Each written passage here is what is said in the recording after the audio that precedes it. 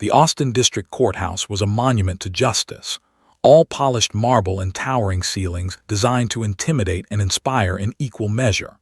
On this particular Tuesday morning in late September, the building seemed to have absorbed the weight of countless human tragedies, and it was pressing down on everyone who walked through its doors.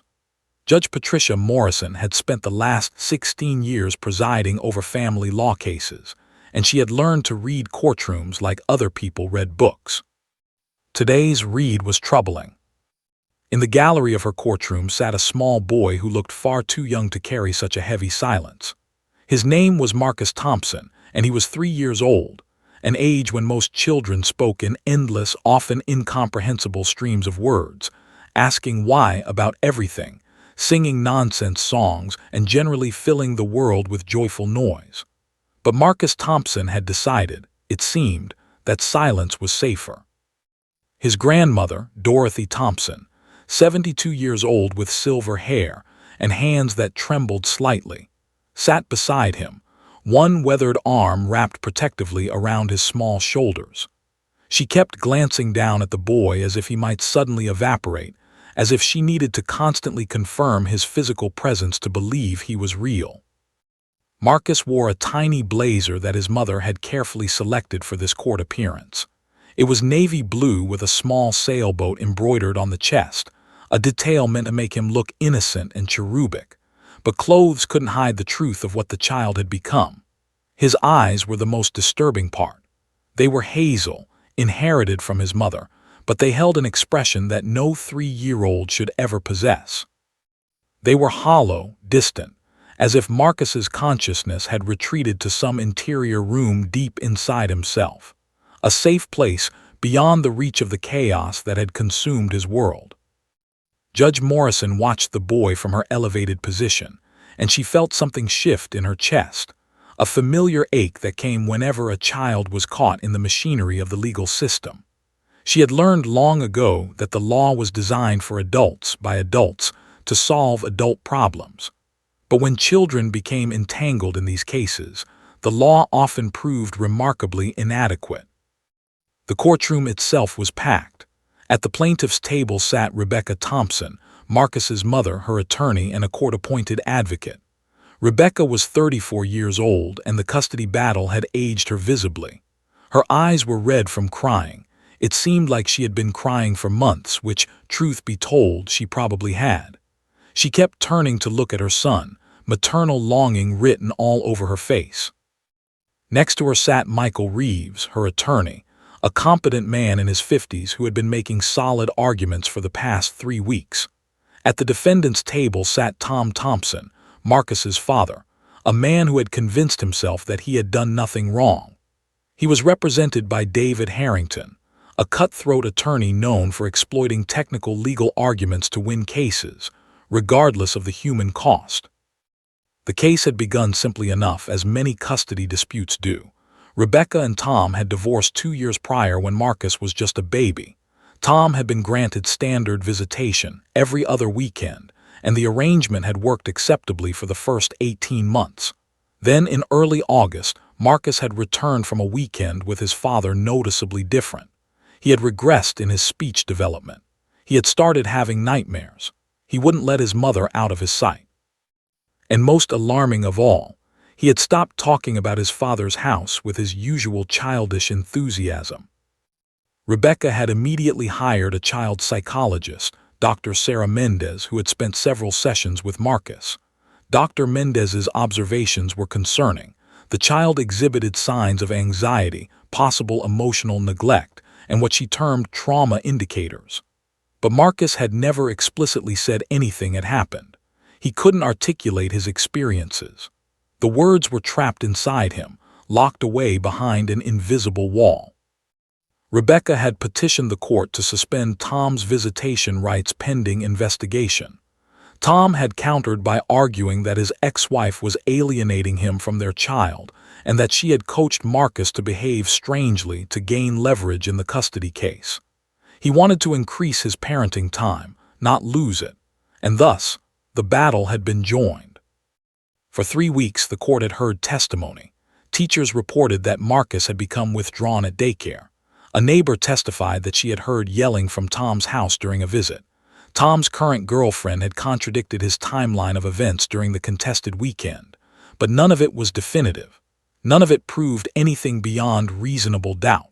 The law, Judge Morrison reflected bitterly, was built on proof, and a 3-year-old couldn't provide proof. He could barely provide words. She had requested a court-appointed child psychologist to evaluate Marcus independently. Dr. James Liu had spent 2 hours with the boy, attempting various assessment tools, play-based therapy, and gentle questioning. In his report, submitted to the court just yesterday, Dr. Liu had written, "The child exhibits significant anxiety and withdrawal. However, I was unable to obtain specific verbal disclosures regarding alleged events." The child's inability or unwillingness to communicate about the contested weekend remains a significant barrier to assessment and determination. In other words, nothing, no smoking gun, no definitive proof. Judge Morrison had spent the entire previous night in her home office, reading and rereading the case files. She had looked at photographs of Marcus attached to his mother's affidavit, photos of him from before the summer, laughing with his head thrown back, fully present in his own childhood. Then she had looked at photographs of him from recent weeks, the hollow eyes, the closed-off expression, the way he seemed to be retreating from the world. Something had happened to that child during that weekend in early August. Every instinct Judge Morrison possessed as a judge, as a woman, as a human being who had raised 2 children of her own, told her that something was deeply wrong. But the law required evidence, and evidence required communication, and communication required a 3-year-old to find words for experiences that had terrified him into silence. It was an impossible situation. The legal system had built itself walls so high that the truth couldn't reach over them. That morning, as she sat on the bench preparing to hear closing arguments, Judge Patricia Morrison had faced a choice. She could rule based on insufficient evidence and let Marcus continue overnight visits with a man who had quite possibly harmed him. Or she could dismiss the case and send the child back into a legal limbo where nothing was resolved. Or she could do something extraordinary, something that had never been done in her Austin courtroom before. Something that violated no laws, but violated every convention of how courts operated. She was thinking about this impossible choice when her clerk had whispered a suggestion: a facility dog program run by the Austin Police Department's K-9 unit. A dog trained specifically to help traumatized children communicate. It was unconventional. It was risky. But as Judge Morrison looked once more at little Marcus Thompson, at that hollow-eyed child carrying secrets in his silence, she understood that sometimes the law had to break its own rules to serve its own purpose. She had picked up her phone before she could second-guess herself. That decision would echo far beyond her courtroom. Officer James Chen had been a police officer for exactly 10 years, 2 months, and 17 days. He knew this because he marked his anniversaries with meticulous precision, a habit learned from his military father, who believed that counting days was a way of respecting time itself. Of those 10 years, the last 3 had been dedicated to the K-9 unit, and the last 2 of those had been devoted almost entirely to Scout. The Golden Retriever represented something that James had come to believe in during his law enforcement career: that sometimes the solution to human problems didn't require handcuffs, interrogations, or arrest warrants. Sometimes it required a wagging tail and eyes that held more wisdom than most people possessed. Scout's arrival at the Austin courthouse on that crisp October morning was the culmination of 18 months of intensive training. Most people didn't realize that facility dogs underwent a completely different training regime than police K-9s. While German Shepherds and Belgian Malinois were trained to detect drugs, track suspects, and apprehend criminals, facility dogs like Scout were trained in the delicate art of emotional intelligence. They were taught to recognize the subtle signs of human anxiety: elevated heart rate, trembling hands, shallow breathing, and respond with precisely calibrated interventions. James had first met Scout when she was just a puppy, 7 weeks old, a bundle of golden fur and boundless energy. She had been born at a specialty breeding facility in Southern California, selected from a litter of 8 based on specific temperament markers: calmness under stress, natural empathy toward human emotion, and an almost preternatural ability to read social situations. Scout's mother had been a therapy dog. Her father had been a show dog. The combination had produced something special. For the first 6 months of her life, Scout had lived with a volunteer puppy raiser, a retired librarian named Helen Morrison who had trained her in basic obedience and, more importantly, had socialized her extensively. Scout had visited nursing homes, hospitals, and schools. She had learned that the world was full of different people with different needs, and that her job was simply to be present, calm, and available. Helen had told James during the handoff, with tears in her eyes, that Scout was the wisest old soul in a young dog's body. The intensive facility dog training had begun when Scout was 18 months old. James had worked with Dr. Rebecca Ortiz, one of the foremost experts in animal-assisted intervention in the United States. Dr. Ortiz had designed Scout's training specifically for courtroom work, the most challenging environment imaginable for an animal. Courts were loud. They were unpredictable. They contained people experiencing the worst moments of their lives. The stress levels were extraordinary. Scout had learned to sit perfectly still for hours. She had been desensitized to loud noises, including the sound of gavels striking wood with shocking force. She had been trained to recognize when a child was becoming overwhelmed and to respond with gentle pressure, leaning against the child's leg, pressing her head into their lap, or simply moving closer. She had learned that her job was not to distract from emotions, but to provide a grounding point within them. The training had included visits to actual courthouses. Scout had observed real proceedings. She had sat through testimony and cross-examination. She had learned the geography of courtrooms, the positioning of judges and lawyers, the rhythm of judicial protocol. Dr. Ortiz had brought in actors to simulate traumatized children, and Scout had learned to respond to tears, to trembling, to the 1,000 small signs of human distress. But the most important part of Scout's training had nothing to do with formal instruction. It was something James called the emotional download.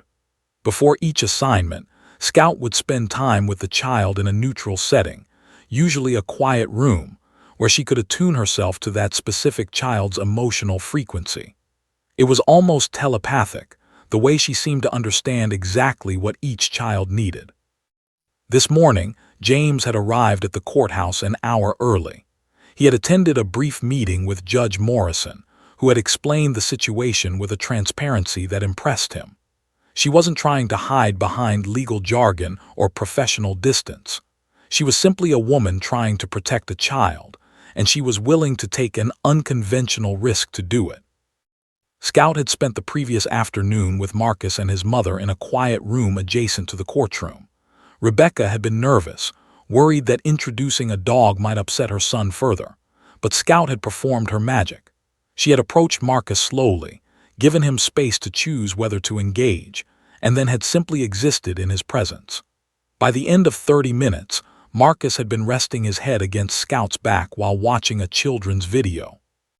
It wasn't a breakthrough, but it was an opening. Now, as James walked through the courthouse doors with Scout on her official facility dog leash, he could feel the electricity in the air. He had called ahead to give people notice, but nothing quite prepared courthouse staff for the reality. Scout was objectively beautiful. Her golden coat caught the morning light streaming through the tall windows, and her eyes held that characteristic gentle intelligence that made people assume she was simultaneously wise and kind. They made their way toward Judge Morrison's courtroom, and James noted the reactions of people they passed. Some smiled. Some looked puzzled. A court clerk whispered urgently into her phone.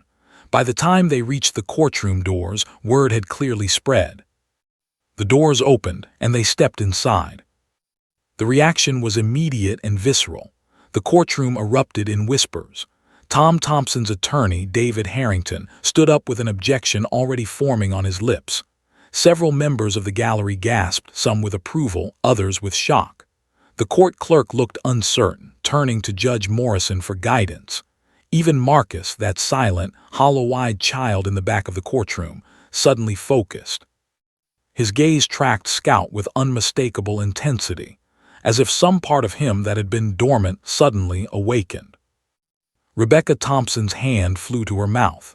She looked at her son, then at Scout, then at Judge Morrison, her expression a mixture of hope and fear.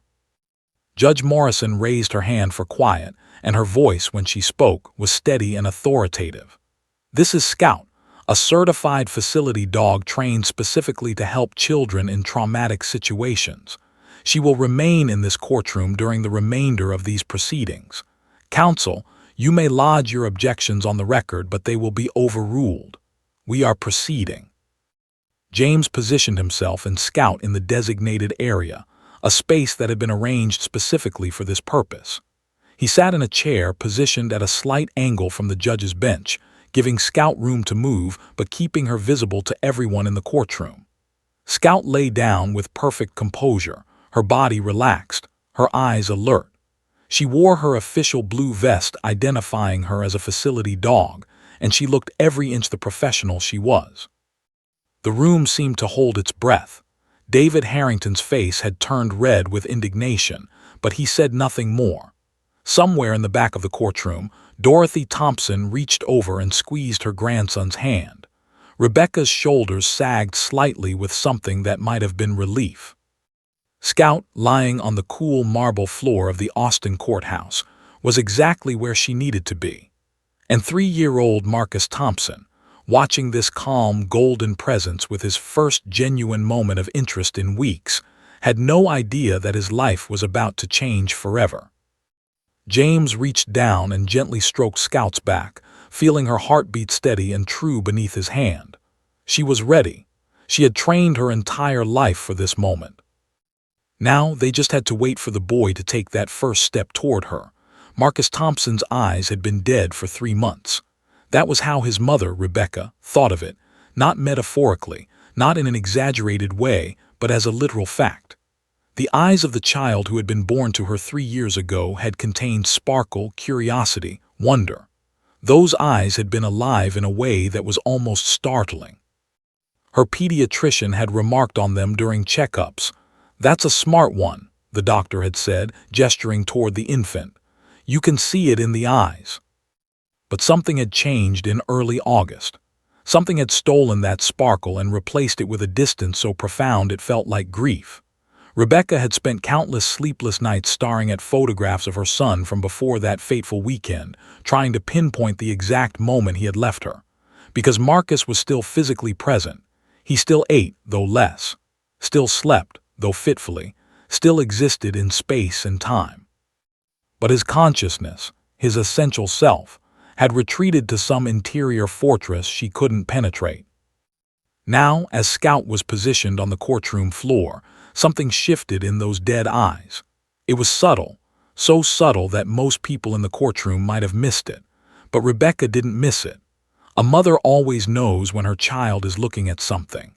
She always recognizes that particular orientation of the head, that specific quality of focus that indicates genuine interest. Marcus's small frame, which had been slumped against his grandmother's arm, suddenly went rigid. But it wasn't the rigidity of fear. It was the rigidity of intense focus. His head tilted slightly. His breathing changed, became shallower, faster. His right hand, which had been resting limply in his lap, suddenly curled into a tighter fist. Dorothy Thompson, Marcus's grandmother, felt the change immediately. The old woman had raised 3 children of her own and had 4 grandchildren. She recognized the signs of a child's awakening interest with the certainty of someone who had witnessed that transformation countless times. She leaned down toward her grandson slightly, her weathered face softening with something that might have been hope, that dangerous emotion she had been trying not to feel for 3 months. "That's a helper dog," she whispered to him, her voice barely audible. "Her name is Scout." Scout remained perfectly still on her downstay, giving Marcus space to observe without pressure. James Chen sat motionless in his chair, his hand resting on his thigh, his breathing deep and measured. He had coached Scout through hundreds of these initial moments, the critical period where a traumatized child decided whether to trust. Trust couldn't be rushed. It couldn't be demanded. It could only be offered and then chosen. Sarah Mitchell, the court advocate, had been briefed extensively on the protocol. She was a woman in her early 50s who had worked with traumatized children for 20 years, and she understood viscerally what was happening. She watched Marcus with professional attention, noting the slight tremor in his hand, the way his eyes never wavered from Scout, the micro-expressions that flashed across his face like weather patterns moving across a sky. Rebecca wanted to stand up. She wanted to rush over to her son and hold him and tell him that he was safe, that nothing bad would ever happen to him again. But she remained in her seat, gripping the edge of the plaintiff's table so hard that her knuckles turned white. She understood that this moment belonged to Marcus and Scout. Her presence would only complicate it. The courtroom itself seemed to hold its breath. The background noise that is constant in any legal proceeding, the rustling of papers, the quiet whispers of attorneys, the clicking of pens, had all ceased. Even Tom Thompson's attorney, David Harrington, had stopped his posturing. Everyone understood on some level that something important was happening. 30 seconds passed, then 60, then 90. In a courtroom, 90 seconds of silence feels like an eternity. Judge Morrison watched from her elevated position, her experienced eyes tracking every micro-movement. She had made the right decision calling Scout here. She could feel it in her bones. Then Marcus moved. It was a tiny movement, barely noticeable to anyone who wasn't specifically watching for it. His fingers uncurled from their fist. His right arm lifted slightly from his lap. He was reaching toward Scout, though he made no sound, no vocal indication of intent. He was moving through some internal landscape of decision-making that only he inhabited.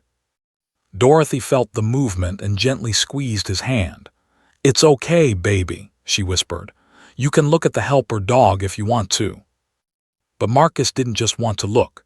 He wanted to move closer.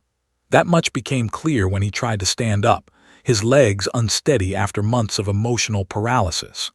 Dorothy stood with him, holding his hand, ready to support him if he fell.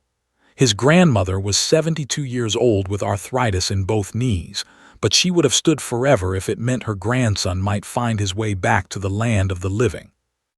Sarah Mitchell rose slowly from her seat, moving with the careful deliberation of someone defusing a bomb.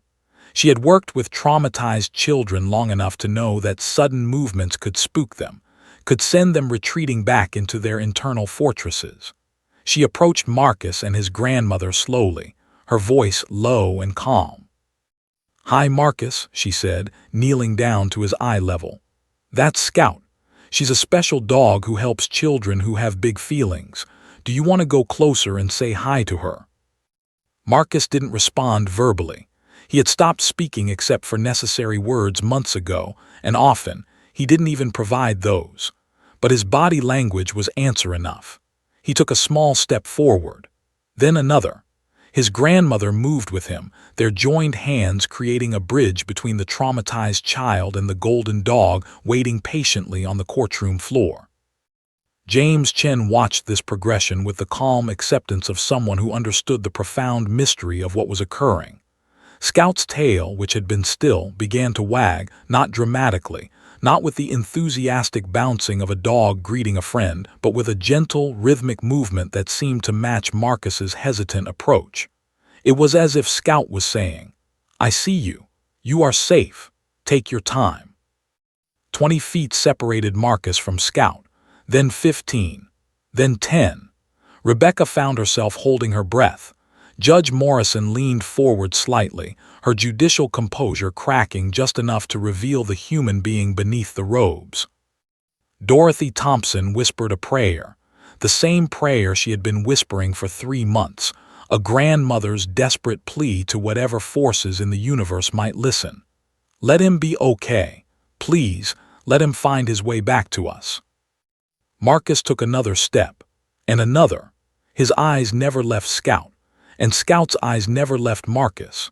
It was a conversation being held without words, a profound exchange of understanding between two beings who both understood something about trauma and survival and the desperate need to find safety.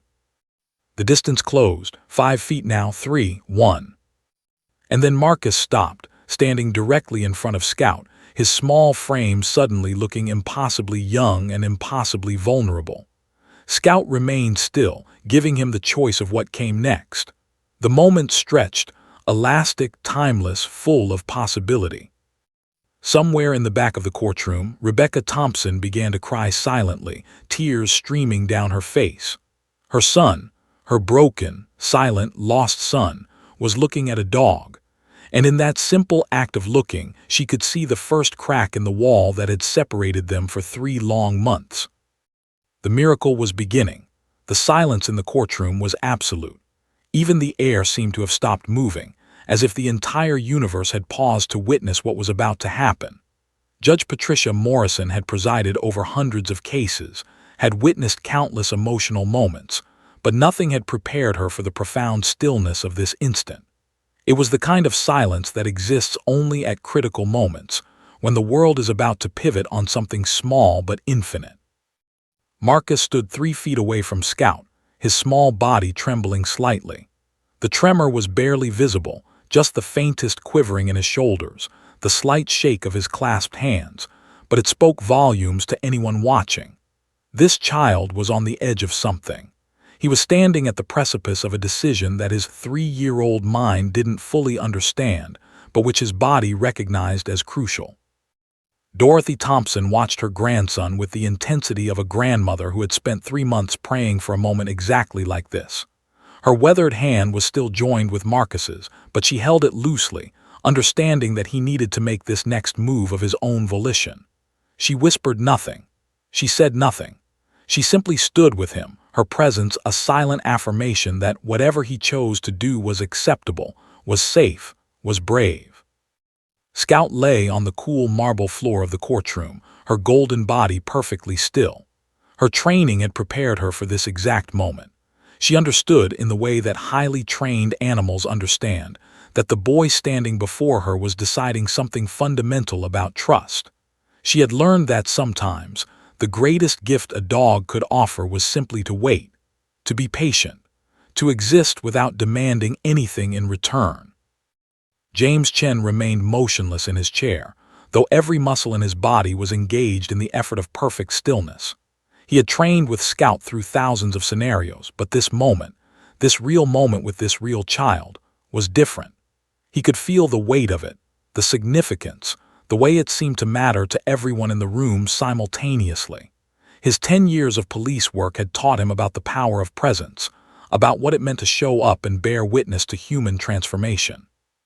But this was something else entirely. This was witnessing a child come back to life. Rebecca Thompson had stopped breathing. She realized this when a sharp pain bloomed in her chest, and she consciously drew in air. Her eyes were locked on her son, not in a desperate, demanding way, but in a mother's focused attention. She was present to every micro-movement he made, every infinitesimal shift in his posture. She had learned in the past 3 months what it meant to love someone who had retreated beyond her reach. And now, standing at the edge of this moment, she understood that the greatest expression of that love might be to let him move toward connection on his own terms, at his own pace. The court clerk had stopped typing. The court reporter's hands had stilled over her machine. Even David Harrington, Tom Thompson's attorney, had stopped shuffling papers. There was a collective recognition that something sacred was happening, something that transcended legal proceedings and courtroom protocol. This was a child. This was a dog. This was the possibility of healing. 20 seconds passed, then 30, then 45. And then Marcus moved. His right hand lifted slowly, trembling visibly now. It rose from his side like something being lifted by invisible strings. His fingers were still curled slightly, not fully extended but reaching, always reaching. He took one small step forward, then another. His left hand, still held by his grandmother, was pulled gently along. Scout's tail, which had been still, began to move, not in excited bouncing but in a gentle, rhythmic wag that seemed perfectly calibrated to Marcus's pace. It was as if the dog was communicating on his frequency, matching his hesitant approach with her own measured response. The tail said, "I see you coming. I am here. You are safe." 3 feet away, 2.5, 2. Marcus's breathing had changed. It was shallow, rapid, the breathing of someone terrified and brave simultaneously. His eyes had widened, and they never left Scout's face. He was making eye contact with the dog, truly connecting with another living being for the first time in 3 months. Scout lifted her head slightly, not in alarm but in acknowledgement. Her brown eyes, which held that characteristic golden retriever wisdom, locked with Marcus's hazel gaze. If anyone had been watching closely enough, they might have seen the moment when understanding passed between them, some wordless communication about trauma and safety and the possibility of connection.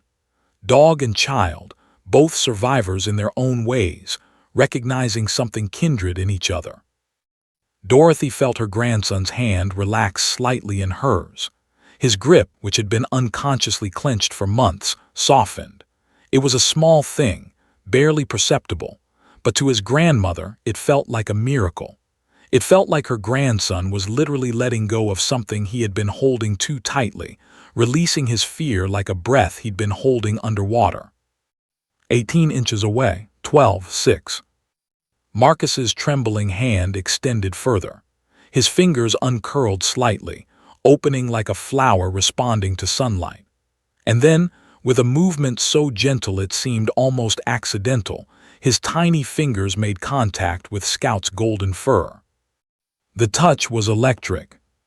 Not metaphorically. It was as if something physical moved through the courtroom, a shift in energy, a redistribution of hope and possibility. Rebecca made a small sound, somewhere between a gasp and a sob. Judge Morrison's hand went to her chest. Dorothy Thompson's eyes filled with tears. Scout responded with perfect training. She remained still, allowing the child to explore, to make contact, to reassure himself that this living, breathing creature was real and safe. Her body language communicated absolute acceptance. She leaned slightly into the boy's touch, offering her warmth, her solidity, her presence. Marcus's hand moved across Scout's back, hesitant at first, then with increasing confidence. His fingers sank into the golden fur and something in his face shifted. The hollow expression began to crack.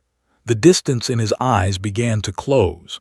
For the first time in 3 months, Marcus Thompson looked like a child again instead of a ghost. 20 minutes passed, or perhaps it was 5. In moments like this, time loses meaning. Marcus moved closer, and Scout accommodated him, shifting her position slightly to give him easier access, to allow him to lean against her. The boy's entire small body pressed against the dog's warm, breathing side. Scout's head turned, and she rested her chin gently on his shoulder, an embrace offered by a dog to a child who desperately needed to be held by something safe. Rebecca's hand flew to her mouth. She was crying openly now, tears streaming down her face unchecked. This was her son. This was Marcus, returned to her.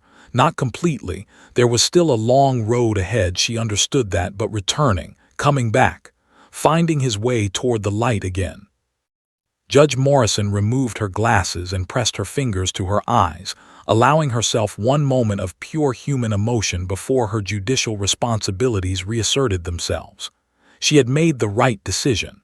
She had broken protocol, had done something unconventional, and it was saving a child's life. There was no legal precedent for this. There would be no case citations to justify her decision, but she didn't need them. She could see the justification right there on the courtroom floor. A boy and a dog, healing each other through the simple act of touching. Sarah Mitchell, the court advocate, stood frozen, tears running down her face. She had worked with traumatized children for 20 years, had witnessed countless small victories. But this felt different. This felt like witnessing the impossible made manifest. James Chen's eyes glistened, but he maintained his professional composure. His hand rested on his thigh, steady and calm, while his heart felt like it might explode with the beauty of what Scout had accomplished in just 20 minutes. This was why he had dedicated the last 2 years of his life to her training. This moment, this child, this transformation. Marcus Thompson, 3 years old, traumatized and silent, was leaning against a dog. His hand was tangled in her fur. His breathing had slowed, and for the first time in 3 months, there was something in his expression that looked like peace. The courtroom, witnessing this moment, understood that something profound had shifted. A child had taken his first step back toward the world, and a dog had guided him there. The impossible had become real. Time seemed to have stopped, or perhaps it had accelerated into some dimension that couldn't be measured by conventional clocks. Marcus remained pressed against Scout's golden body, his small fingers twisted into her fur, his breathing synchronized with the dog's steady inhale and exhale. The courtroom had become a holding place, a sanctuary suspended between the world of law and the world of healing. But something was changing in the boy. Those around him, those paying close enough attention, could sense it. His body, which had been rigid with the tension of his approach, was beginning to relax. His fingers, which had been gripping Scout's fur with the desperation of someone holding onto a lifeline, were beginning to loosen slightly. His eyes, which had been locked on Scout's face, were starting to move, to look around the room, to take in his surroundings. Dorothy Thompson felt the change in her grandson's body. She had been standing beside him, her hand still gently touching his back, and she recognized the subtle shift toward calmness. She began to breathe more deeply herself, understanding that Marcus was moving through something, navigating some internal landscape that only he could traverse. She waited, patient as only a grandmother can be patient, ready to support him without pushing. Sarah Mitchell, the court advocate, watched with the trained eye of someone who had spent decades learning to read traumatized children. She could see it happening, the integration, the return to the present moment, the gradual lessening of fear. She had seen this before many times, but never quite like this. Never with such clarity, such unmistakable evidence of transformation occurring in real time. Scout remained absolutely still, her body a living anchor for the boy. Her training had taught her that sometimes the greatest gift was simply to remain present, to continue offering warmth and stability while a traumatized child reorganized themselves internally. Her eyes, intelligent and kind, occasionally blinked slowly, a gesture of trust and safety that dogs instinctively offered to beings they cared about. 30 minutes had passed since Marcus first touched Scout's fur. The courtroom remained silent, respectful of this sacred moment. Even the court reporter had stopped her mechanical recording, understanding without being told that this was beyond the scope of legal documentation. Some moments couldn't be captured in transcript. Some moments had to be witnessed and held in the heart. Then Marcus moved. It was a small movement. He tilted his head back, lifting his chin away from Scout's shoulder. His eyes, which had been closed or half-closed in the meditative state of connection, opened fully. He looked up at the dog, studying her face with the intensity of a child discovering something miraculous. His lips parted slightly. Rebecca's hand flew to her mouth. She recognized the signs. Her son was about to speak. Judge Morrison leaned forward on her bench, every muscle in her body suddenly alert. The moment she had been waiting for, the moment the entire legal system had been waiting for, seemed to be approaching. Marcus's mouth opened further. His small throat moved, as if he were gathering words from deep inside himself, pulling language from the place where it had been locked away for 3 months. A sound emerged, not a word yet, but a precursor, a breath that carried intention. "Scout," Marcus said. His voice was small, trembling, barely audible above the absolute silence of the courtroom. But it was his voice, his actual voice, speaking an actual word. It was the first meaningful word he had spoken since arriving at the courthouse. It was the first word about anything concrete since the contested weekend in August. His mother made a sound, a small gasp, a suppressed sob. Dorothy's hand tightened slightly on her grandson's back. But Marcus wasn't finished. He paused, gathering more words from that deep, internal place where language had been hiding. His hand lifted, pointing directly at Scout with sudden certainty, as if the dog represented something crucial that he needed to communicate. "Scout," he said again, "safe." 2 words. That was all. But those 2 words detonated like a bomb in that courtroom. For 3 months, lawyers and psychologists and family court advocates had been trying to extract information about what happened during that contested weekend. For 3 months, Marcus had been unable or unwilling to articulate the traumatic events he had experienced. And in the span of 2 words, 2 simple, devastating, profoundly honest words, he had told them everything they needed to know. He wasn't saying the dog was safe, though that was technically what the words stated. He was using Scout as a reference point, a standard of measurement. He was communicating that Scout represented something he felt: safety, presence, non-judgmental acceptance. And by extension, he was telling them that he had not felt those things during that weekend with his father. He had not felt safe. He had not felt present. He had not felt accepted. The courtroom erupted. Not in noise, but in emotion. Rebecca Thompson covered her face and sobbed openly, her entire body shaking with the force of her daughter's anguish, her relief, her confirmation that her instincts about what had happened to her child had been correct.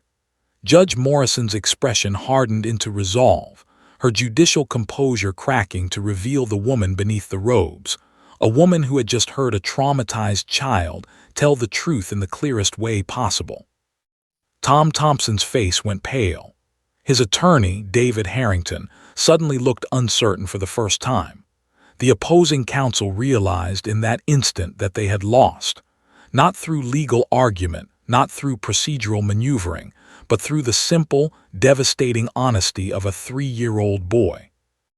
Dorothy Thompson cried silently, tears streaming down her face, her hand pressed to her mouth to stifle her sobs. Her grandson had come back. He had found his way across the bridge from trauma to expression. He had spoken. Officer James Chen blinked away tears, his professional composure maintained but barely. His hand moved to Scout's back, stroking her gently. This was what they had trained for. This moment. This child. This truth-telling. Scout had done it. She had guided a traumatized boy from silence to words. Scout herself seemed to understand the significance of what had transpired. Her tail, which had been still, began to wag, slowly, gently, as if in celebration of the boy's courage. She turned her head slightly, pressing her muzzle gently against Marcus's arm, offering her continued presence, her continued support. Sarah Mitchell stood motionless, tears running down her face unchecked. She had worked with traumatized children for 20 years and she had never witnessed anything quite like this. A dog, a child, 2 words that changed everything. The court reporter, having resumed her mechanical documentation, recorded those 2 words. Scout safe. They would appear in the official transcript of the case, forever memorialized as the moment when a child's voice broke through the barriers of trauma and told the truth. Judge Morrison recovered her composure slowly, taking a deep breath and straightening in her chair. She looked toward the plaintiff's table, then toward the defendant's table, then back to the courtroom floor where a 3-year-old boy and a golden dog sat together in the aftermath of transformation. "The record will show," she said, her voice steady but carrying an undercurrent of profound emotion, "that the child has provided testimony regarding his emotional state during the contested time period. This testimony is admissible and will be given significant weight in this proceeding." It was a legal statement, but it was also so much more. It was judicial acknowledgement that a 3-year-old boy, through the presence and support of a trained facility dog, had accomplished what months of legal process could not. He had told the truth. He had found his voice. He had spoken the words that would change his life forever. Marcus remained leaning against Scout, his small hand still tangled in her fur. He had said what needed to be said. He had used his voice. And now, with Scout's steady presence beside him, he could rest. The walls that had held him captive for 3 months had finally begun to crumble. The truth, it turned out, could be spoken in 2 words. And sometimes, all you needed to deliver that truth was a dog with brown eyes and a golden heart. The silence that followed Marcus's 2 words lasted only seconds, but it felt eternal. Then, as if a dam had broken inside the small boy, words began to pour out. Not sophisticated words, not detailed descriptions, but words, genuine, devastating, absolutely honest words that told a story 3 months of silence had been hiding. "Scared," Marcus said, his voice still trembling but gaining strength with each syllable. Loud voices, "Daddy," loud. Rebecca's hands flew to her face. This was it. This was the confirmation she had been seeking for 3 months. The words tumbled out of her mouth in a stifled sob. "Oh my God! Oh my God!" Judge Morrison's pen moved across her notepad, documenting every word. The court reporter's fingers flew over her machine. This was official testimony now. This was evidence. This was a child finally breaking his silence. Scout remained pressed against Marcus, her body a living anchor. She had been trained for this, for the possibility that once a child began speaking, emotions might overwhelm them. But her presence seemed to steady him. Every time his voice wavered dangerously, every time his anxiety spiked, the dog would lean a little harder against him, pressing warmth and stability into his small frame. "Where was Mommy?" Marcus continued, his 3-year-old mind struggling to articulate complex emotions through limited vocabulary. "Mommy not there, scared, room dark, alone."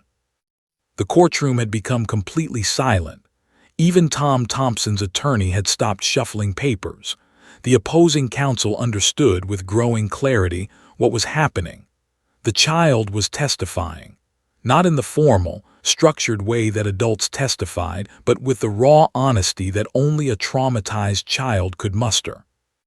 Sarah Mitchell moved closer, positioning herself in Marcus's line of sight but not intrusively. Her presence was a reassurance. "You are safe. Continue if you need to." "Girlfriend loud," Marcus said next, his small voice carrying an almost adult tone of complaint. "Yelling, mean, scared." That was when Tom Thompson's face changed entirely. The man stood up, his chair scraping loudly against the floor, and his attorney grabbed his arm, pulling him back down. But it was too late. Everyone in the courtroom had seen the recognition on his face. The moment he understood that his son was about to dismantle his version of events with the simple truth of childhood experience. "Hungry," Marcus continued, his momentum building now. The words were coming faster, more confident. "No food, thirsty, ask for water, daddy, sleeping, girlfriend, in room, crying, want mommy." Rebecca made a sound that was part gasp, part sob. Her hand reached toward her son, though she remained in her seat, understanding that she couldn't break his concentration now. Dorothy, standing beside Marcus, stroked his hair gently, her weathered face a mask of controlled emotion. For 10 minutes Marcus spoke. Not continuously, there were pauses where he would look at Scout, drawing strength from the dog's steady presence. But he spoke. He told them about the arguing adults, about the chaotic environment, about being left alone in a dark room while the adults attended to their own drama. He described hunger and thirst and the desperate need for his mother that had gone unanswered. None of it was graphic or traumatic in the way that older children might describe abuse. It was innocent, childlike, but devastatingly clear in its implications. Marcus was describing emotional neglect, chaos, and abandonment. He was describing a home environment so unstable that a 3-year-old had retreated into silence rather than process what he was experiencing. Then David Harrington, Tom Thompson's attorney, stood up. His face was carefully composed, but there was desperation in his movements. "Your Honor, I would like to cross-examine the child." Judge Morrison's expression hardened. She looked toward Marcus, gauging his emotional state. The boy had stopped speaking voluntarily and was now pressing his entire body against Scout, his small hand gripping her fur with renewed intensity. "The witness may approach the stand," Judge Morrison said, though this was highly irregular. Marcus wasn't moving to a stand. Instead, he remained on the courtroom floor with Scout, with his grandmother nearby, with every comfort measure in place. David Harrington began with gentle questions, clearly attempting to establish reasonable doubt. "Marcus, sometimes grown-ups raise their voices when they're just talking, don't they?" Marcus didn't respond. His anxiety had spiked at the presence of the opposing attorney, and Scout, sensing the shift in his emotional state, leaned harder against him. She didn't growl or act defensively. She had been trained not to. But her body language communicated absolute solidarity with the boy. Sarah Mitchell spoke softly from her position nearby. "Marcus needs Scout's support to continue. If you could maintain some distance, that would be helpful." It was a gentle boundary, but a firm one. David Harrington stepped back, trying a different approach. "Did you like playing with the puppy at Daddy's house?" he asked, trying to introduce positive memories that might undermine the boy's narrative. "No puppy," Marcus said flatly. "No toys, dark room, scared." The attorney tried several more approaches, introducing alternative explanations for the child's behavior, suggesting that Marcus was confused or that his mother had coached him.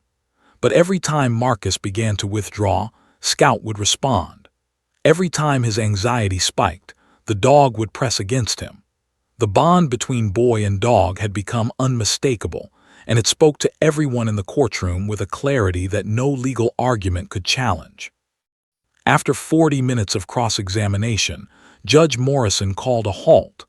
"I believe the witness has provided sufficient testimony," she said, her voice carrying a note of finality that brooked no argument.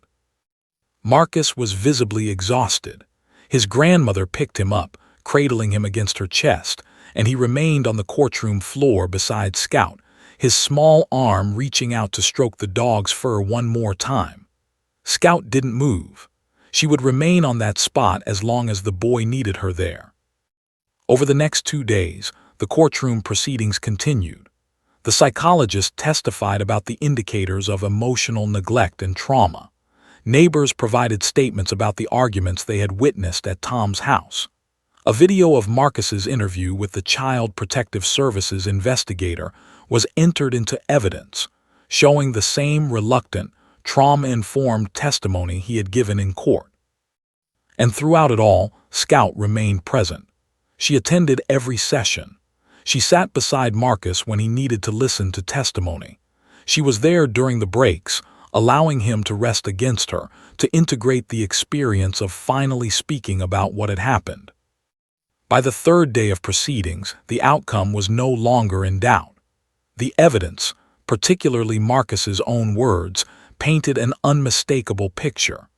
The opposing counsel had essentially given up, making only perfunctory objections to new testimony. On the morning of the 4th day, Judge Morrison delivered her ruling. "This court finds that the evidence overwhelmingly demonstrates a pattern of emotional neglect and inadequate supervision during the contested overnight visits," she stated formally.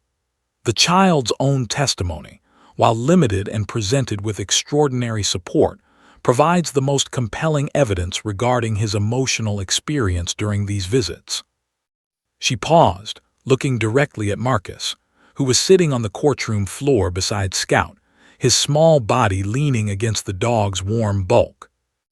"This court notes with appreciation the extraordinary role played by Scout, a certified facility dog, in enabling this child to break his silence and communicate his experiences. It is the finding of this court that such animals can serve a vital function in family law proceedings involving traumatized children." Then came the custody ruling. Full custody to Rebecca Thompson.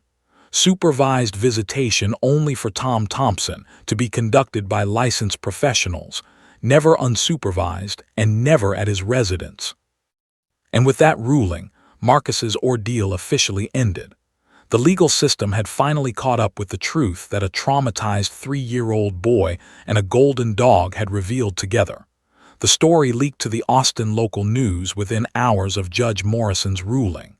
By evening, every news station in Central Texas was running the headline, "Golden Retriever Helps Silent Child Speak Truth in Custody Case." The news cycle had found its perfect human interest story: trauma, redemption, an unconventional solution, and a dog with soulful eyes that photographed beautifully. Scout's face appeared on the 11 o'clock news, her golden coat gleaming under studio lights, her brown eyes seeming to look directly into the hearts of everyone watching.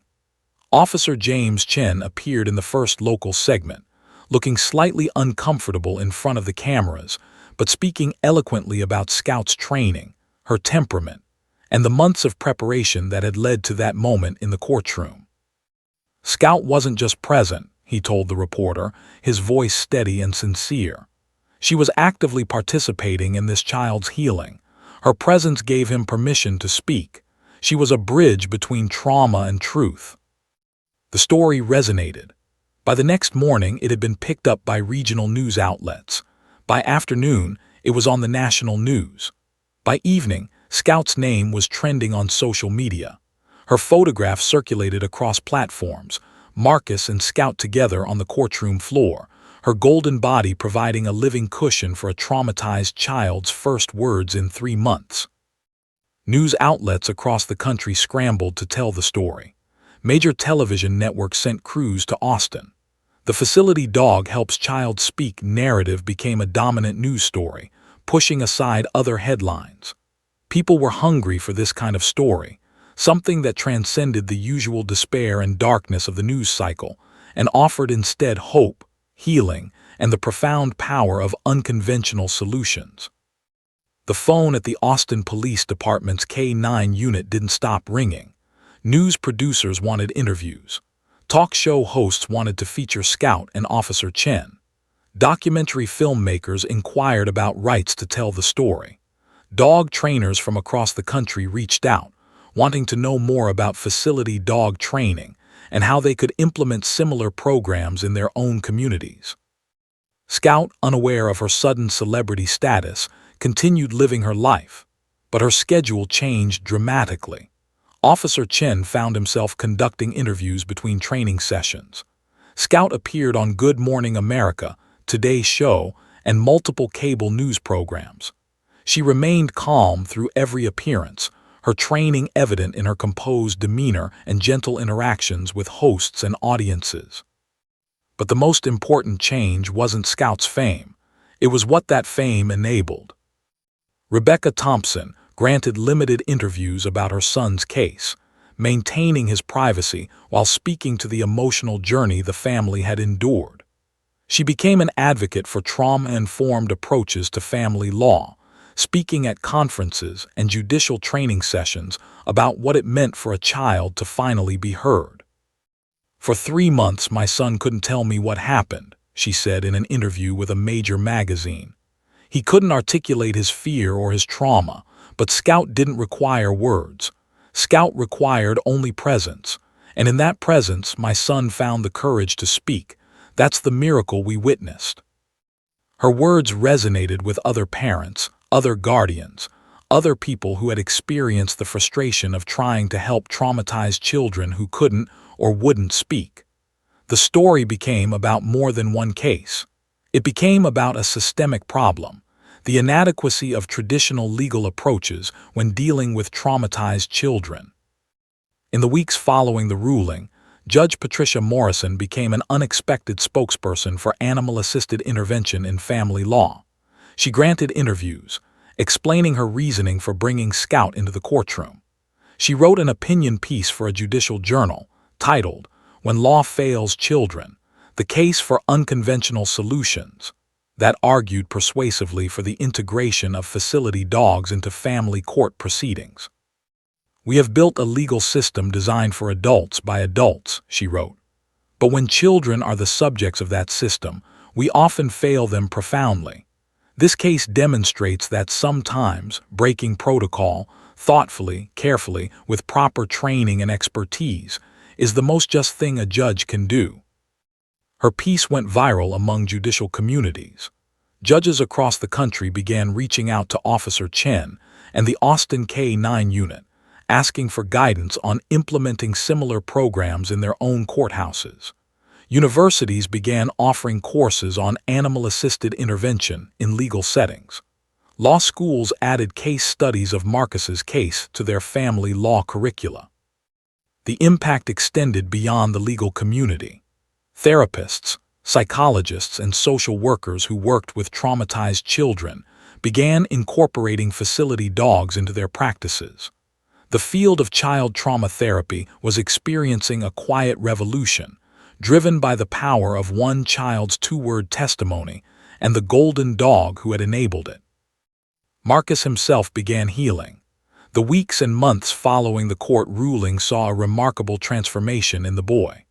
With Scout's initial intervention breaking his silence, and with continued therapy support, Marcus began to speak more, to engage more, to slowly reclaim the childhood that trauma had stolen from him. His mother reported that within 3 months, Marcus's nightmares had diminished significantly. Within 6 months, he was sleeping through the night regularly. Within a year, his speech and cognitive development had normalized. He was, once again, becoming the child he had been before that contested weekend in August. He asked to visit Scout. Officer James Chen welcomed the visits. Once a month, Rebecca would bring Marcus to the K-9 unit's facility, and boy and dog would spend time together. Scout, now 4 years old, continued her facility dog work, but she also had this special ongoing connection with the child she had helped heal. It was as if they both understood on some intuitive level that they were bound together by something profound, by trauma survived and transcended, by words finally spoken, by trust rebuilt. In interviews, Marcus would often mention his desire to become a veterinarian. When asked why, he would say simply, "Because Scout helped me. I want to help animals too." The story continued to unfold in ways nobody could have predicted.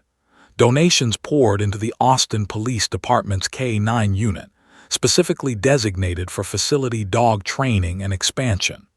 Within 2 years, the unit had trained 4 additional facility dogs, all now working in courtrooms across Texas. Major news organizations produced long-form pieces about the case. Podcasts featured extended interviews with Officer Chen, Judge Morrison, Rebecca Thompson, and Dr. Rebecca Ortiz, the facility dog training specialist. The story became a touchstone for conversations about trauma-informed justice, the power of unconventional solutions, and the healing potential of human-animal bonds. But perhaps most significantly, the story demonstrated something powerful about justice itself. Justice wasn't always about legal arguments and procedural perfection. Sometimes justice was about creating space for truth-telling, about removing barriers between people and their own voices, about understanding that sometimes the most powerful tool in a courtroom wasn't a law book or a precedent. It was a dog with soulful eyes and a heart that understood pain. Scout had asked for nothing. She had simply shown up, been present, and offered her quiet companionship to a traumatized child. And in doing so, she had changed the landscape of family law in America. By the end of 2024, 18 states had begun implementing facility dog programs in their family courts. The number continued to grow. Marcus's case became the most cited precedent for animal-assisted intervention in legal proceedings. Scout's name appeared in judicial decisions across the country. The golden retriever who had entered an Austin courtroom on a quiet October morning had become an unwitting pioneer, a catalyst for systemic change driven by the simple, powerful act of bearing witness to a child's pain and helping him find his voice. And somewhere in an Austin home, a 9-year-old boy kept a framed photograph on his bedroom wall, himself at age 3, sitting beside Scout on a marble courtroom floor. The image represented the moment everything changed, the moment he was heard, the moment he came home to himself. The gallery of the Texas House of Representatives was packed. Camera crews lined the walls. Reporters whispered to each other, waiting for the historic moment about to unfold. House Bill 2847, officially titled the Scout Act, Appropriations for Facility Dog Programs in Texas Family Courts, was about to receive the governor's signature. Scouts sat beside Officer James Chen in the gallery, wearing a special ceremonial vest embroidered with the Texas state seal. The now 5-year-old golden retriever remained calm despite the attention, her training evident in her composed demeanor. Beside her sat Marcus Thompson, now 9 years old, his mother Rebecca holding his hand. Sitting nearby were Judge Patricia Morrison, Dr. Rebecca Ortiz, and Sarah Mitchell, the key figures in the extraordinary case that had changed everything. Governor David Harrison, a pragmatic politician known for his skepticism toward unconventional government spending, picked up the pen. He had been briefed extensively on the Scout Act and its implications. The legislation allocated $2 million annually for facility dog programs in family courts throughout Texas, with specific provisions for training, placement, and ongoing support.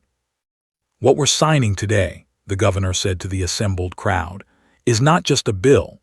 It's a recognition that sometimes the most profound solutions to human problems come from unexpected places. A golden dog taught us something about justice that we should have understood all along, that sometimes people, especially children, need to feel safe before they can speak truth." He signed the bill with a ceremonial pen, and the gallery erupted in applause. Scout's tail began to wag, a gentle, rhythmic movement that seemed to encapsulate the moment's significance. Marcus squeezed his mother's hand, his face beaming with pride at the role Scout, and by extension his own courage, had played in changing the law. The months following Scout's testimony had been transformative for the entire state judicial system. Within weeks of the media attention, Judge Morrison had begun receiving inquiries from family court judges across Texas asking about facility dog implementation. The Austin Police Department's K-9 unit, previously understaffed and underfunded, suddenly had resources and interest. Officer James Chen had been appointed to lead the expansion efforts. Working with Dr. Rebecca Ortiz and a team of animal behaviorists and trauma specialists, he developed a comprehensive training protocol for facility dogs in courtroom settings. The program wasn't quick. Each dog still required 18 months of intensive training. But there was no shortage of applications from both dogs and handlers who wanted to participate. By the time the Scout Act was signed into law, the Austin K-9 unit had already trained and placed 5 facility dogs in courthouses across Texas.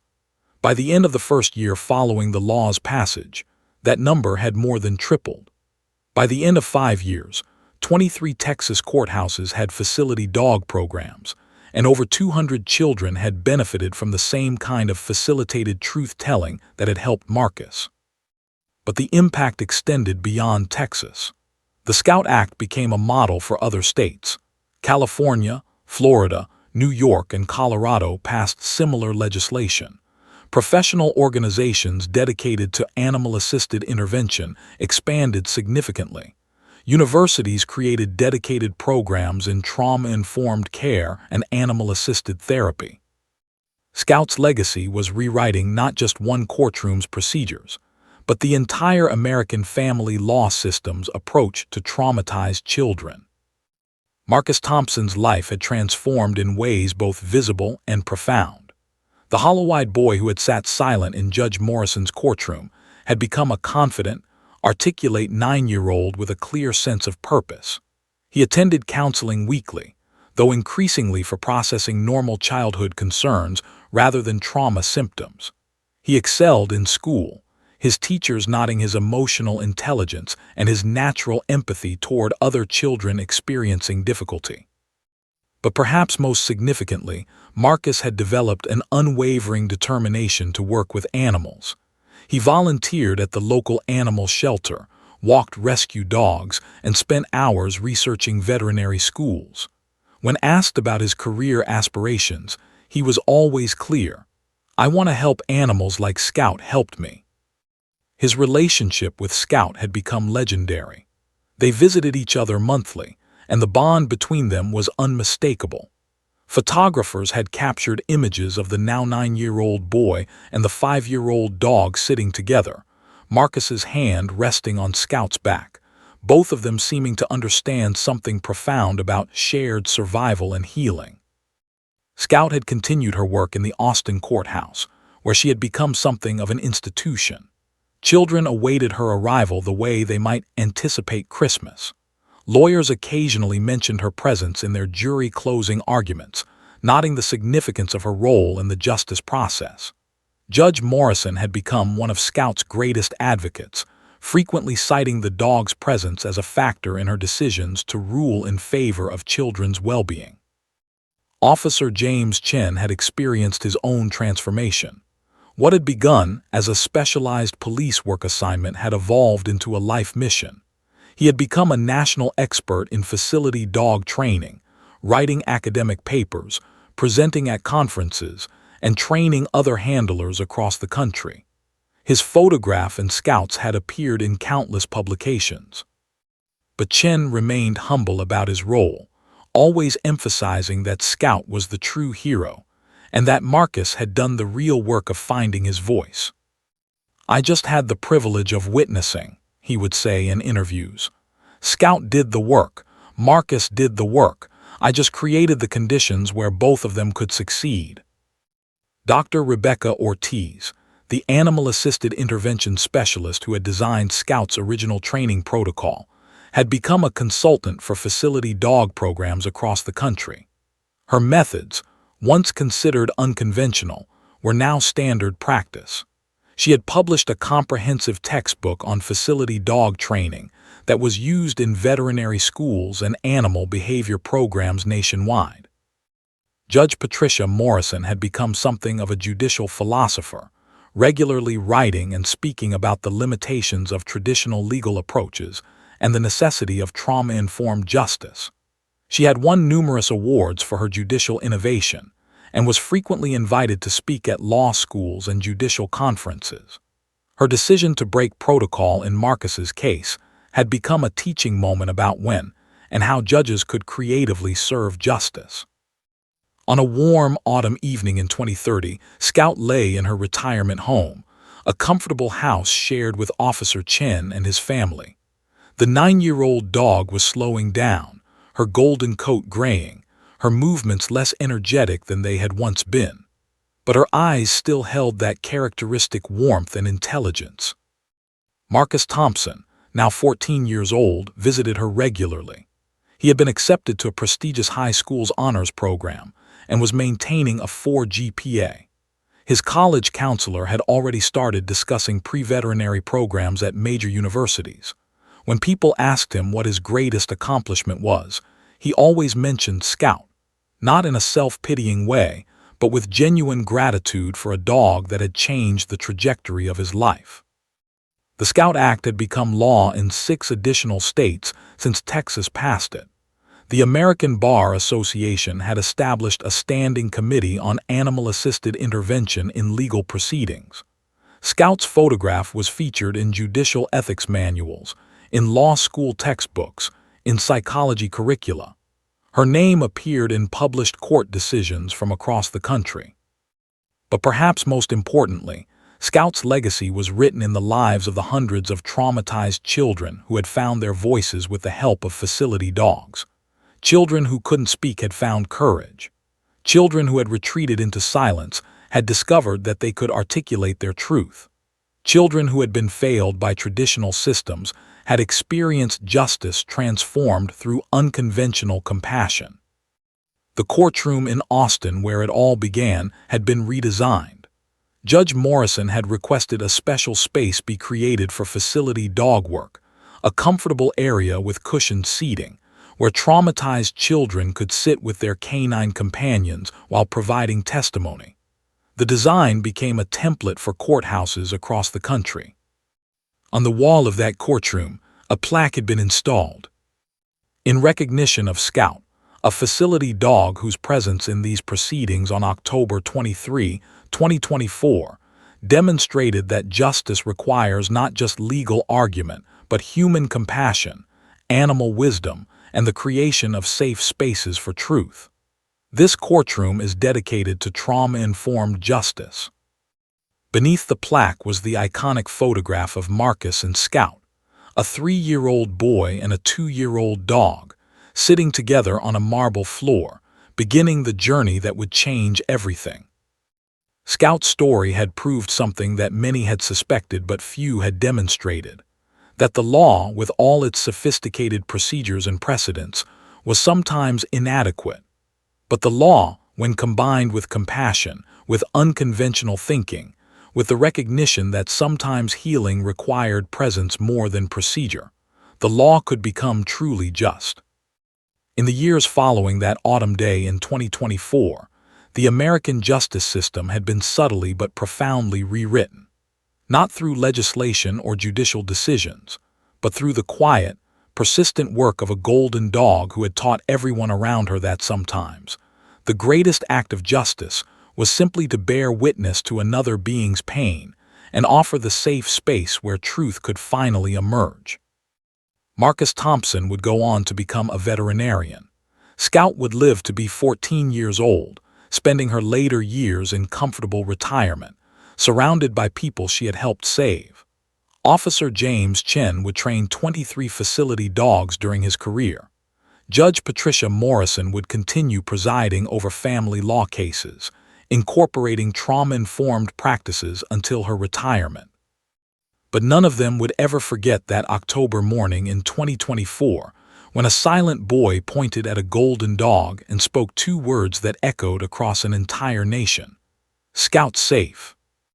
In those 2 words was the entire philosophy of a rewritten justice system, the recognition that safety must come before truth, that presence can be more powerful than procedure, and that sometimes salvation doesn't come in human form. Sometimes it comes with 4 legs, a wagging tail, and eyes that understand pain. Scout had asked for nothing. She had simply shown up, been present, and loved a traumatized child back to wholeness. In doing so, she had rewritten not just one case, but the entire landscape of American family law. Her legacy would live on in every courtroom that housed a facility dog, in every traumatized child who found their voice through animal-assisted intervention, in every judge who understood that justice required compassion as much as procedure. Scout safe. Those 2 words, spoken by a 3-year-old boy, had changed everything, and they would continue to change things for generations to come.